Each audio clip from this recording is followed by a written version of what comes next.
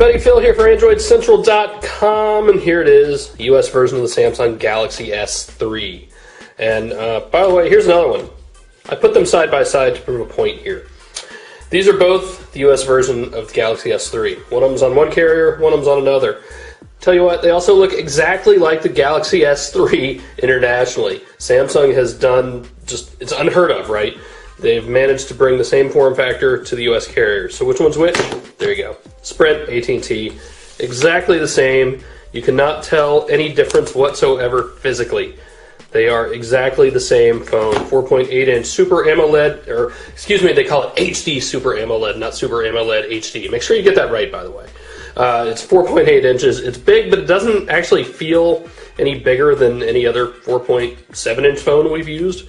By the way, I've got a couple of them right here as well, right next to the HTC One X, and I think this one's charged up. And you see the size is about the same, actually, but I really do enjoy the way that the Galaxy S3 feels better. It's just a little more rounded. I mean, not that this isn't, but it's more angular. So I like the Galaxy S3. That's what we're here to talk about. So I'm actually going to kill two birds with one stone and show you both phones here, the AT&T version and the Sprint version. And this is the only difference on the outside, is the logo on the back cover. As long as we're back here, let's open them both up. 2100 milliamp hour battery in each one. And I'm going to mix these battery covers up, I guarantee it. Only difference you can tell opening these up is AT&T has a spot for the SIM card, whereas the Sprint one does not. Now, Sprint does have a SIM card in its phone, but it's internal, right? It uses that for LTE as well, but you can't actually swap it out. Popping the covers back on, and if you worry about this sort of thing, yes, they have the thin, flimsy covers. I do not worry about that at all, because who cares? Put the cover on like it's supposed to be, and go about your business. So, here's the Sprint one. We'll start with it. That's the lock screen. You've seen this before. We've walked through this I don't know how many times. One of the first things you're going to want to do when you get this phone is turn off the insipid drop sound that happens whenever you hit anything. I've already turned that off because it's annoying as hell. So here are the home screens. They're actually pretty much the same on both versions. You've got a few Sprint apps loaded up on here, voicemail, Sprint Zone, and Sprint Hotspot. And that's actually, those are all the Sprint bloatware you get. They've done a really nice job of not clunking up the phone with anything else. Can't say the same for Samsung. Samsung has a lot of apps already on here. The one that everybody's asked about, of course, is S-Voice, and we showed that off in London. If you remember, you can get to that by double tapping the home button. Hello, Galaxy! Hi! No, not call Martin. Sorry, I don't see a matching contact to call. I don't even know who Martin is. How much wood could a woodchuck chuck if a woodchuck could chuck wood? And you will see S-Voice recognize what I said. Oh, hey, it worked this time. Chuck if a woodchuck could chuck wood. Interesting, because I've had a bunch of times I've tried this since I've had the phone where it didn't work. But nice to see it's working now. This is not quite Siri, but it will do a lot of things, and there's a nice list. What can I say? And then S-Voice will give you a big list of things you can tell it to do, including voice dialing, navigation, memo, tasks. So when you get the phone, definitely use that to help you figure out how to use S-Voice, not Siri. Siri is better, I will say that up front. Here's TouchWiz. I'm not crazy about TouchWiz. I think it has run its course. It has outlived its usefulness. The dock down here is totally customizable. Here's your app drawer. Now they have done apps and widgets, which is good. I like how those are separate, though I actually do like the old way that Samsung used to do things where you had, see if it pops up. Yeah, it's not the same as it used to be. It used to give you a preview of all your home screens, and now it's not. Something else they've done in this launcher that I don't like overstock. So here are the two apps that I have pre-installed, the FCC Speed Test and Android System Info. And you can't actually uninstall them from the app drawer, which sucks. I think we can probably get app info, and now we can uninstall. But I like being able to drag and uninstall. It's very quick, very easy. Something to remember about this phone. Now, remember in the app drawer, you do have a menu button.